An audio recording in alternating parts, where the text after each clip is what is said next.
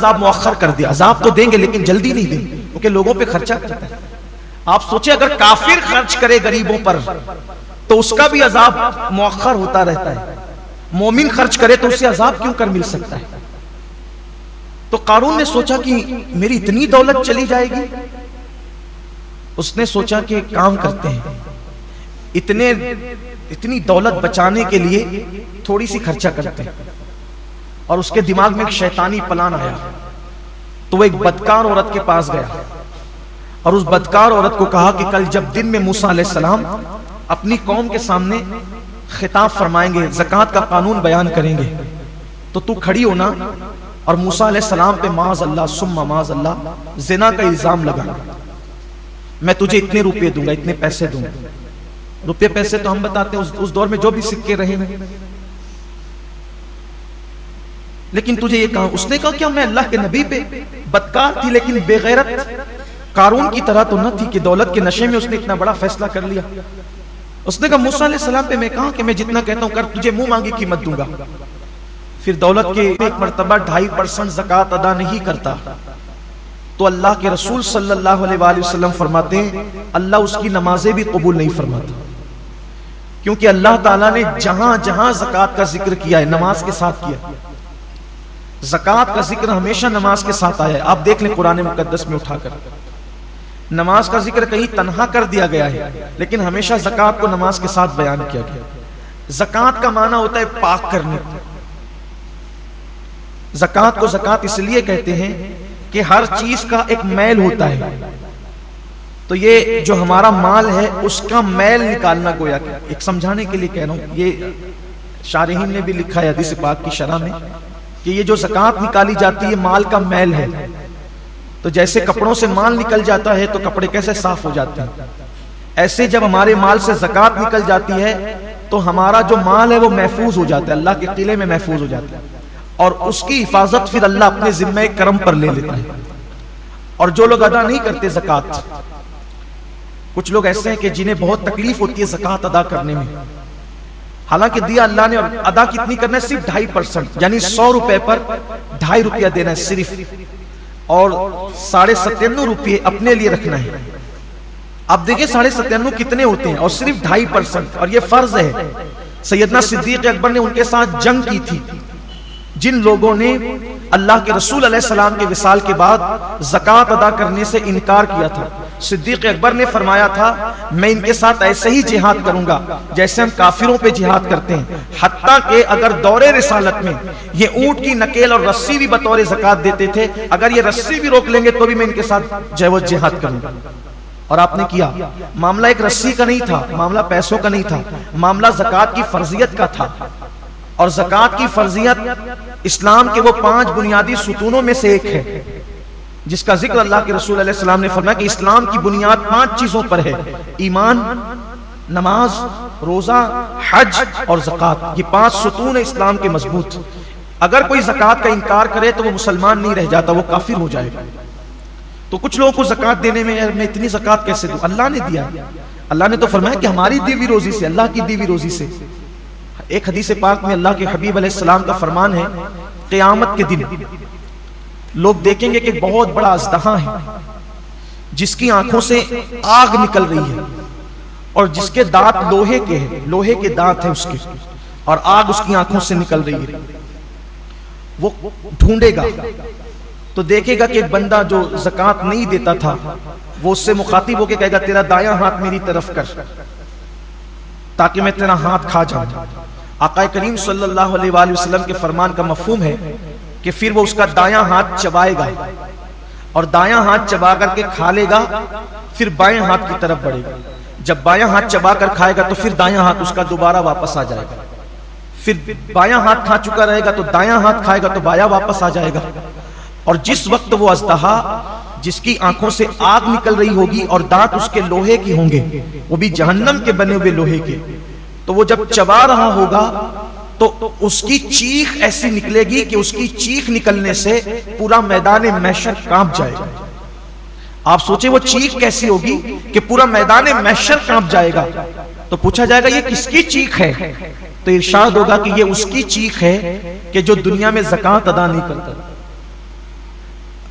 میدان محشر کوئی چھوٹا موٹا تو نہیں ہوگا، ہمارے کھیل کے گراؤنڈ کی طرح یا ہندوستان کے میدانوں کی طرح تو نہیں ہوگا. میدان محشر اولین اور آخرین سب جمع ہوں گے. اس کی چیخ کتنی بلند ہوگی اس دن کے، پورا میدان محشر کانپ جائے گا، کتنی دردناک چیخ ہوگی زکوٰۃ نہیں دینے والوں کا. اچھا، یہ کسی مولوی کی ڈرانے کی باتیں نہیں، نہ کسی سیاسی لیڈر کا قول ہے، یہ صادق الوعد الامین کا فرمان ہے، جس نے اپنی زندگی میں کبھی اپنی مرضی سے کلام ہی نہیں کیا. زبان ان کی، یہ کلام خداوند قدوس کا ہے. تو جو وہ شخص جس کا وہ ہاتھ چبا کر کے کھا رہا ہوگا، وہ اژدہے سے پوچھے گا تو کون ہے؟ تو کہے گا کہ میں تیرا مال ہوں، تو مجھ سے محبت کرتا تھا لیکن میں تجھ سے محبت نہیں کرتا، بچا بچا کے رکھتا تھا. آج مال ہی کی محبت میں لوگ زکوٰۃ نہیں دیتے. قرآن مقدس سے خوبصورت سا واقعہ یاد آتا ہے جس کو قرآن نے خود بیان کیا ہے اور مفسرین نے بھی اس کا ذکر کیا ہے. مال انسان کو کتنا نیچے گراتا ہے، کتنا گھٹیا سوچ پیدا کرتا ہے انسان کی مال.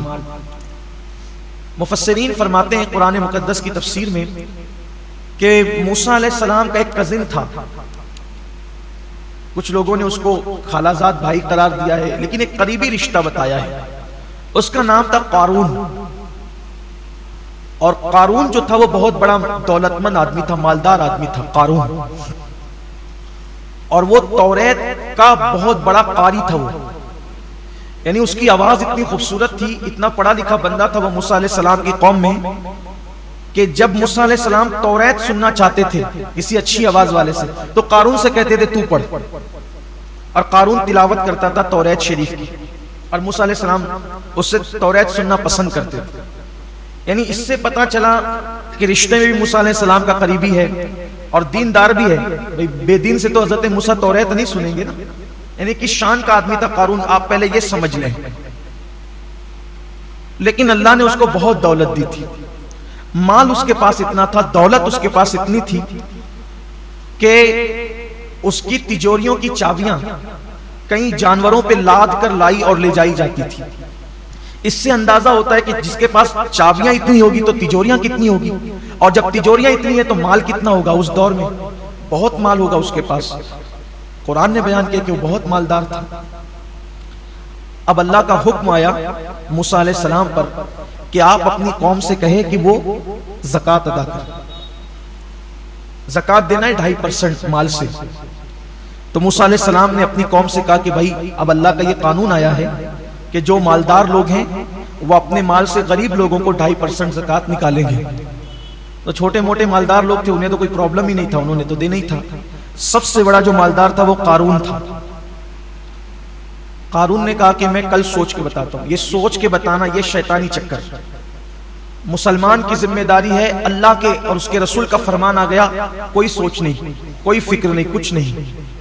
حکم آیا سر تسلیم خم، ورنہ انجام برا ہے.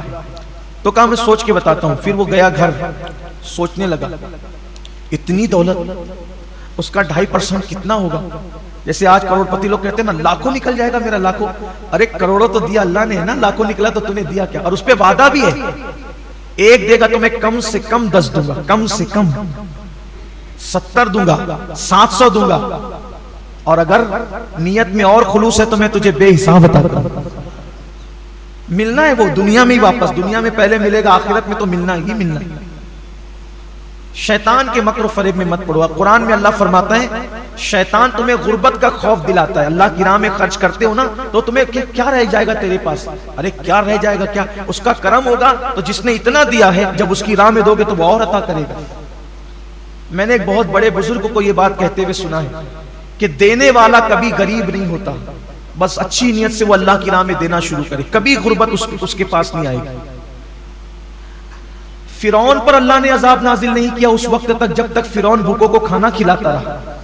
سامری جس نے بچڑا بنایا تھا، پیتل کا بچڑا، اور جس نے شرک کو گویا کہ عام کرنے میں بنی اسرائیل کی مدد کی تھی، پوری قوم پہ عذاب آیا، سامری پر نہیں آیا. حضرت موسیٰ علیہ السلام نے کہا اللہ یہ تو بڑا منافق ہے، بچڑا تو اسی نے بنایا تھا، یہ نہ بناتا تو لوگ اس کی پوجا کیوں کرتے. اللہ نے فرمایا ہم جانتے ہیں کہ بڑا مجرم یہ ہے، لیکن اس کی خصوصیت ہے یہ غریبوں پہ خرچ کرتا ہے، غریبوں پہ خرچ کرتا ہے، اس لیے کافر ہونے کے باوجود بھی ہم نے اس کا عذاب مؤخر کر دیا. عذاب تو دیں گے لیکن جلدی نہیں دیں گے کیونکہ لوگوں پہ خرچہ کرتا ہے. آپ سوچیں اگر کافر خرچ کرے غریبوں پر تو اس کا بھی عذاب مؤخر ہوتا رہتا ہے. مومن خرچ کرے تو اسے عذاب کیوں کر مل سکتا ہے؟ تو قارون نے سوچا کہ میری اتنی دولت چلی جائے گی. اس نے سوچا کہ کام کرتے ہیں, اتنی دولت بچانے کے لیے تھوڑی سی خرچہ کرتے ہیں. اور اس کے دماغ میں ایک شیطانی پلان آیا. تو وہ ایک بدکار عورت کے پاس گیا اور اس بدکار عورت کو کہا کہ کل جب دن میں موسیٰ علیہ السلام اپنی قوم کے سامنے خطاب فرمائیں گے, زکوٰۃ کا قانون بیان کریں گے, تو تو کھڑی ہونا اور موسیٰ علیہ السلام پہ معاذ اللہ ثم معاذ اللہ زنا کا الزام لگانا.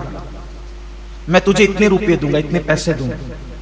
روپے پیسے تو ہم بتاتے ہیں اس دور میں جو بھی سکے رہے ہیں, لیکن تجھے یہ کہا. اس نے کہا کیا میں اللہ کے نبی پہ بدکار تھی لیکن بے غیرت قارون کی طرح تو نہ تھی کہ دولت کے نشے میں اس نے اتنا بڑا فیصلہ کر لیا. اس نے کہا موسیٰ علیہ السلام پہ میں کہا کہ میں جتنا کہتا ہوں کر, تجھے منہ مانگی قیمت دوں گا. پھر دولت کی بات آئی تو وہ بھی جسم فروشی کے ساتھ ساتھ اس نے ضمیر بھی فروش کر دی. جب صبح ہوئی موسیٰ علیہ السلام کی محفل پھر سجی. اس سے پہلے کہ زکوٰۃ کا عنوان نکلتا قارون کھڑا ہو گیا. ایک مسئلہ پوچھنا ہے, اگر کوئی زنا کرے شادی شدہ اس پہ کیا سزا ہوگی؟ موسیٰ علیہ السلام نے فرمایا کہ اس کو سنسار کیا جائے, پتھر سے مار مار کر اس کو مار ڈالا جائے. اسلامی حکومت میں یہی سزا ہے. اگر اسلامی حکومت ہو تو یہی سزا ہے. اس کے بڑے قوانین ہیں لیکن آسانی سے زنا ثابت نہیں ہو سکتا کسی کا. بڑے قوانین ہیں, اس کا ذکر میں یہاں نہیں کرتا اور نہ وقت بھی ختم ہونے کے قریب اصل عنوان سے ہٹیں گے. اس کو سنسار کیا جائے گا پتھر مار مار کے یہاں تک کہ وہ مر جائے. کہ یہ قانون صرف عوام کے لیے یا آپ کے لیے بھی؟ اللہ کے پیغمبر نے کہا یہ اللہ کا قانون سب کے لیے. تو کہا یہ کیا کہتی ہے؟ آپ نے فرمایا کون کیا کہتی ہے؟ وہ کھڑی ہو گئی. کہا یہ کہتی ہے کہ معاذ اللہ اس عورت کے ساتھ آپ نے زنا کیا ہے. حضرت موسیٰ علیہ السلام نے اس عورت کی طرف دیکھا, جلال پیغمبرانہ کی تاب نہیں لا سکی, اس کا پورا وجود کانپ گیا. اور کانپ گیا تو اس نے کہا اللہ کے نبی میں ایسی بات نہیں کہتی. اس نے مجھے منہ مانگی قیمت دینے پہ, آپ پہ الزام لگانے پہ مجبور کیا, بس اس لیے کہ اس کی زکوٰۃ کی رقم بچ جائے. اس نے یہ کھیل کھیلا ہے. حضرت موسیٰ تو جلالی تھے, جب جلال میں آتے تھے آپ کے بال جسم کے کپڑوں کے باہر نکل جاتے. آپ کے بال اللہ نے قدرتی طور پہ اتنے بڑے دیے تھے کہ جب جلال میں آتے تھے تو آستین اور کپڑوں کے بال کھڑے ہو کر باہر نکل جاتے تھے اور امامے سے شعلے اٹھتے ہوئے نظر آتے تھے. بڑے جلالی پیغمبر تھے. تو حالت جلال میں تو آپ نے اس کی طرف دیکھا تو اس نے تو کہا کہ آپ پہ الزام لگانے کے لیے اس نے مجھے تیار کیا ہے. آپ نے آسمان کی طرف اسی حالت میں آنکھ اٹھائی, کہا جو تیرے معصوم پر اس طرح کا الزام لگائے صرف زکوٰۃ بچانے کے لیے, اب اس کا کیا انجام ہوگا؟ عذرائے ادب کوئی سزا تجویز نہیں کی. اللہ سے کہا اب اس کا کیا انجام ہوگا؟ اللہ نے کہا یہ تیرا مجرم ہے, تو خود سزا مقرر کرے گا کہ انجام کیا ہوگا. حضرت موسیٰ علیہ السلام نے کہا زمین دھسا اس کو اپنے اندر, زمین اس کو اپنے اندر دھسا لے. جب وہ کمر تک دھسا تو کتنا بدماش تھا, دھستے دھستے کا موسیٰ میری دولت پر قبضہ کرنے کا اچھا طریقہ نکالا ہے کہ مجھے زمین میں دھسا دو اور پھر میری دولت پہ قبضہ کر لو. اللہ کے پیغمبر نے کہا زمین رک جا, اور پھر حکم دیا کہ اس کی دولت کو اس کے سر پہ رکھ دیا جائے, یعنی اب عذاب اور بڑھ جائے. فرشتوں نے اس کی جتنی تجوریاں, اس کی جتنی دولت تھی سب اس کے سر پہ رکھ دی. ابھی تو ایسے ہی دھس رہا تھا بغیر وزن کے, نبی سے منہ چلانے کی سزا یہ ملی کہ اس کی ساری دولت اس کے سر پہ رکھ دی گئی اور اسی حالت میں وہ دھس رہا. اللہ کے رسول علیہ السلام نے جب اپنے دور میں بیان فرمایا تو فرمایا کہ ابھی بھی وہ زمین میں دھس رہا ہے. اور بعض بزرگوں نے فرمایا کہ رسول اللہ نے فرمایا ابھی بھی دھس رہا ہے تو ابھی بھی دھس رہا ہے. زکوٰۃ نہ دینے کا انجام, اور زکوٰۃ نہ دینے کی بنیاد پہ مال کی محبت نے اس کو پہنچایا کس منزل پر. آج ہمارے یہاں بھی یہی ہو رہا ہے, لوگ زکوٰۃ نہیں دے رہے. حدیث پاک میں آیا اللہ کے رسول علیہ السلام فرماتے ہیں کہ جب لوگ زکوٰۃ کو تاوان سمجھنے لگے, بادشاہ کیا جو ٹیکس دیتے ہیں تو وہ ٹیکس دینا لوگوں کو برا لگتا ہے, اچھا نہیں لگتا. حکومتوں کو ٹیکس دینا لوگ خوشی سے, کوئی نہیں دیتا خوشی سے اس کو. تو آقا علیہ السلام فرماتے ہیں جب زکوٰۃ کو لوگ تاوان سمجھیں گے, تاوان, اس وقت میری امت پر مصیبتیں ایسے برسے گی جیسے کالی رات میں جب بادل امٹ آتے ہیں تو کیسے چھما چھم بارش برستی ہے زوردار, ویسے میری امت پر مصیبتیں آئے گی. یعنی بارش کے قطرے نہیں مسلسل ٹپکتے رہتے ہیں ایک کے بعد ایک کے بعد ایک کے بعد, تو ایک مصیبت ختم نہیں ہوگی تو دوسری, دوسری نہیں تو تیسری, تیسری نہیں تو چوتھی. دیکھ لیجیے 4 مہینے کاروبار بند کر سکتے ہیں لیکن 2.5% زکوٰۃ نہیں نکال سکتے. لاکھوں لاکھ روپیہ لوگ لے کر کے بھاگ جائیں، زکات نہیں نکالیں گے، خوش دلی سے نہیں نکالیں گے۔ زکات نکالنے کی برکت کیا ہے؟ زکات نکالنے کی برکت یہ ہے کہ اگر تم زکات اپنی پوری نکالو خوش دلی کے ساتھ، خوش دلی کے ساتھ، اللہ تمہاری عمر میں اضافہ کرے، مال میں اضافہ کرے۔ ایک حدیث پاک ہے، ایک شخص تھا حضرت سلیمان علیہ السلام سے بہت محبت کرتا تھا، معاف کیجئے گا، سلیمان علیہ السلام کے والد حضرت داؤد علیہ السلام سے بڑی محبت تھی اس کو، سلیمان علیہ السلام کے والد داؤد علیہ السلام سے بڑی محبت۔ تو داؤد علیہ السلام سے محبت کا اس کا عالم یہ تھا کہ جس دن وہ داؤد علیہ السلام کو دیکھ نہیں لیتا اس کو چین نہیں ملتا تھا، تو وہ ہر دن آتا تھا سلام کرنے کے لیے۔ یعنی اس کا معمول تھا کہ وہ دن میں آئے گا، نہیں آ سکے گا تو سونے سے پہلے ایک مرتبہ وہ داؤد علیہ السلام کی بارگاہ میں سلام کے لیے ضرور حاضر ہوگا، سوئے گا نہیں ان کو دیکھے بغیر، یا تو رات میں یا تو دن میں 24 گھنٹے میں ایک بار داؤد علیہ السلام کی زیارت اس کے لیے لازم تھی۔ ایک دن اس کی شادی ہو گئی، اب شادی کا دن تھا تو ہر دن آتا تھا سلام کرنے کے لیے، شادی کے دن تو آنا ہی تھا، تو اس نے روزانہ کے معمول کی طرح شادی کی مصروفیات کے بعد بھی وقت نکال کے حضرت داؤد علیہ السلام کی بارگاہ میں آیا، شادی کا سلام کر، دولہا بن گیا تو شادی کا سلام کرنے کیا ہے۔ حسن اتفاق کہ جس دن وہ دولہا سلام کرنے کے لیے آیا اسی وقت حضرت داؤد علیہ السلام کی بارگاہ میں حضرت ملک الموت، موت کا فرشتہ جناب اسرائیل علیہ السلام وہ بھی تشریف لائے ہوئے تھے۔ تو داؤد علیہ السلام بھی اس سے پیار کرتے تھے، جب وہ محبت کرتا تھا تو آپ بھی اس سے محبت کرتے تھے، بہت پرتپاک انداز سے ملے اور اس کو رخصت کیا۔ تو حضرت اسرائیل نے، ملک الموت نے پوچھا یہ کون ہے؟ کہا یہ میرا بڑا پیارا ہے اور مجھ سے محبت کرتا ہے، میں بھی اس سے محبت کرتا ہوں، اتنا محبت کا معاملہ اس کا کہ جب تک سلام کر نہیں لیتا جب تک سوتا نہیں ہے، اس کا معمول یہ ہے۔ اور آج اس کی شادی ہوئی ہے، تو کہا داؤد اس کی زندگی کے صرف 6 دن باقی رہ گئے، اس سال میں جن لوگوں کی روح قبض کرنے کا مجھے حکم ملا ہے اس میں سے ایک یہ بھی ہے، بس 6 دن کے بعد مجھے اس کے گھر جانا ہے، کیونکہ حضرت ملک الموت ایک دن میں 360 مرتبہ ساری لوگوں کے چہرے دیکھتے، ایک دن میں 360 بار سب کو دیکھتے ہیں۔ اس کا وقت یہ نام اس کا ہے میری فہرست میں، اس کا نام ہے ایک دن میں 360 بار موت ہمیں دیکھتی ہے۔ اور ایک جملہ یاد رکھنا، یہ حضور غوث پاک کا قول ہے، موت سے پہلے نہیں مرو گے، کیونکہ موت انسان کی زندگی کی حفاظت کرتی ہے، موت انسان کی زندگی کو بچاتی ہے، موت انسان کی زندگی کو محفوظ رکھتی ہے۔ کیوں؟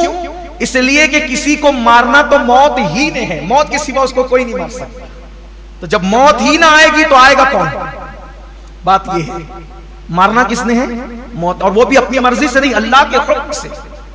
موت سے بے فکر ہو جاؤ، اور الحمدللہ مسلمان کتنا بھی گنہگار ہے لیکن کہیں نہ کہیں موت سے بے فکری ہے، کیونکہ اوروں کو خوف یہ ہے کہ مریں گے تو کہاں جائیں گے، اور ہمیں اطمینان ہے مریں گے تو جنت میں جائیں گے۔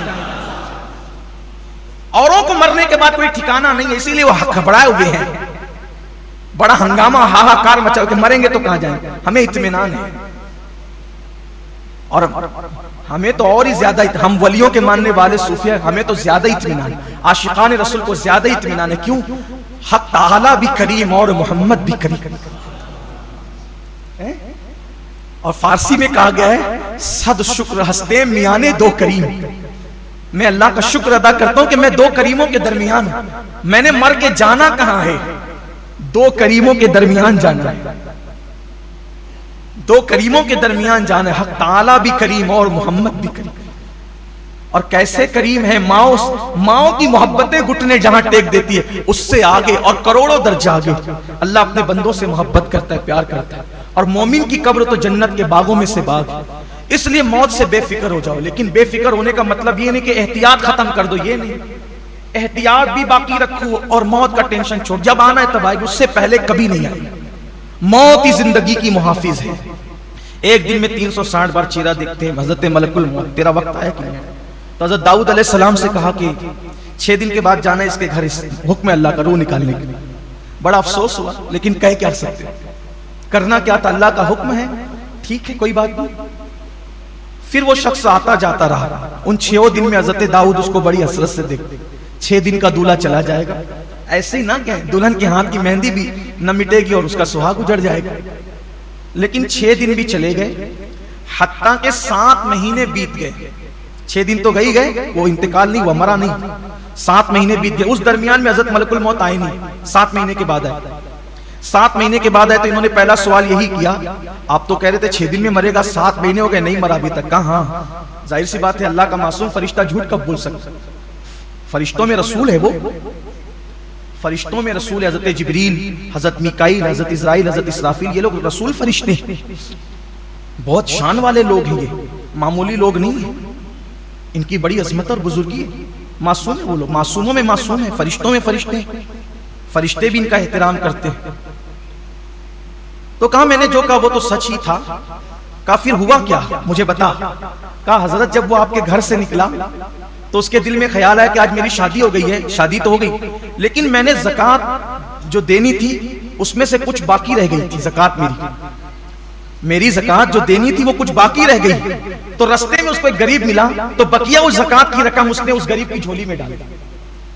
اس کے 6 دن بچے تھے، شادی کے دن سلام کرنے آیا تھا، زکوٰۃ باقی تھی، شادی کا دن تھا، شادی کی خوشی میں سوچا بھائی زکوٰۃ سے بھی سبکدوش ہو جاؤں، ذمہ داری سے سبکدوش ہو جاؤں، تو جتنی زکوٰۃ کی رقم بچی تھی وہ غریب کی جھولی میں ڈالا، آگے بڑھا تھا، غریب نے کہا اللہ تیری عمر بڑھا دے، اس غریب نے کہا اللہ تیری عمر بڑھا دے، کہا کہ اے اللہ کے نبی داؤد اس کی 6 دن کی عمر، اللہ نے اس غریب کی دعا کی برکت سے جس کی جھولی میں زکوٰۃ پڑی، اللہ نے 6 دن کو 60 سال کر دیا، اور 60 سال کرنے کے بعد مزید خوش ہو کے کہا یہ تو وہ 6 دن کی 60 دعا کی وجہ سے کی، 10 میری طرف سے اور بڑھاتا ہوں، اس طرح اس کی عمر 70 سال کرتا۔ یہ زکوٰۃ کی برکت ہے، جن کی جھولیوں میں ڈالتے ہو نا، یہ کوئی معمولی، آپ کروڑوں روپیہ خرچ کر کے 1 سیکنڈ نہیں بڑھا سکتے، ڈاکٹروں کو لاکھوں روپیہ دے کر کے ڈاکٹر کی اوقات نہیں کہ وہ 1 سیکنڈ بڑھا دے، لیکن غریب کی جھولی میں ڈالتے ہو، اس کی دعائیں کسی کی 6 دن کی زندگی 60 سال کر دیتی، اور اللہ پھر مزید اس پہ کرم فرما کر کے 10 اور بڑھا کے 70 سال۔ اور یہ بھی حدیث پاک میں آتا ہے، بعض ایسے بھی ہیں کہ جن کی 3 دن کی زندگی 30 سال کر دی گئی، اور گناہ کرنے کی وجہ سے اللہ رب العزت کے غریب بندوں کا حق مارنے کی وجہ سے 30 سال کی زندگی 3 سال میں سمٹ دی گئی۔ ایک آخری حدیث پاک پیش کر دیتا ہوں، بہت خوبصورت ہے، مجھے بہت پسند آئی یہ حدیث، تو میں نے چاہا کہ میں اس کو آپ کے سامنے پڑھوں۔ جب خوشی کے ساتھ کوئی زکوٰۃ نکالتا ہے، توجہ سے سننا، آپ کو بڑی مسرت ہوگی، یہ اللہ کے رسول کا فرمان ہے۔ آقا علیہ السلام نے خود فرمایا کہ جب کوئی خوشی کے ساتھ اپنی زکوٰۃ نکالتا ہے تو اللہ اس کے نام آسمانوں پہ لکھتا ہے، 7 آسمان، ہر آسمان پہ اس کا نام الگ الگ لکھا جاتا ہے، اور عرش پہ بھی اس کا نام لکھا جاتا ہے۔ دیکھو ہم لوگ اگر اخبار میں نام آئے تو کتنا بڑا بڑا ڈونیشن دیتے ہیں نا، فوٹو چھپے تو کتنا بڑا بڑا ڈونیشن دیتے ہیں، یہاں فوٹو چھپے گا، یہ لیڈر میرا نام لے گا، وہ نام لے گا، وہ نام۔ دیکھو زکوٰۃ خوش دلی سے دینے والوں کے لیے کتنا بڑا انعام ہے۔ میرے آقا سید العالمین صادق و مصدوق فرماتے ہیں، جو خوش دلی کی قید ہے، اس میں تاوان سمجھ کے نہیں، ٹیکس سمجھ کے نہیں، خوش دلی کے ساتھ اللہ کی راہ میں دیں، اس نے دیا تو دے رہا ہوں۔ آقا فرماتے ہیں جو پوری زکوٰۃ خوش دلی کے ساتھ ادا کرتا ہے، پہلے آسمان پہ اس کا نام کریم لکھا جاتا ہے، یعنی یہ شخص کریم ہے، دوسرے آسمان پہ اس کا نام جواد لکھا جاتا ہے، تیسرے آسمان پہ اس کا نام مطیع لکھا جاتا ہے، چوتھے آسمان پہ اس کا نام سخی لکھا جاتا ہے، پانچویں آسمان پہ اس کا نام مقبول لکھا جاتا ہے کہ یہ بھی مقبول ہے، اس کے سارے اعمال مقبول ہیں، چھٹے آسمان پہ اس کا نام محفوظ لکھا جاتا ہے، یعنی یہ جہنم کی آگ سے محفوظ ہو گیا، اور ساتویں آسمان پہ اس کا نام مغفور لکھا جاتا ہے، یعنی اس کے سارے گناہ بخش دیے گئے، اور عرش اعظم پہ اس کا نام حبیب اللہ لکھا جاتا ہے، یہ شخص اللہ کا محبوب بن گیا ہے جو زکوٰۃ صحیح طور پر ادا کرتا ہے۔ اس لیے رمضان شریف کا موسم ہے، حساب لگا کر، اور جو حساب میں آئے اس سے کچھ زیادہ زکوٰۃ نکالیے، پوری نکالیے، اور مستحقین کو، پاس پڑوس رشتہ داروں کو، اور ساتھ ہی ساتھ جو مدارس دینیہ دین متین کی خدمت کر رہے ہیں ان کو بھی اللہ نے توفیق دیے تو مضبوط کریں۔ اللہ ہم سب کے حال پہ رحم کرے، اللہ پوری امت پر کرم کی نظر فرمائے۔ پھر آپ سے گزارش کرتا ہوں سحری اور افطار میں 5-10 منٹ کا ٹائم نکال کے بیٹھیں۔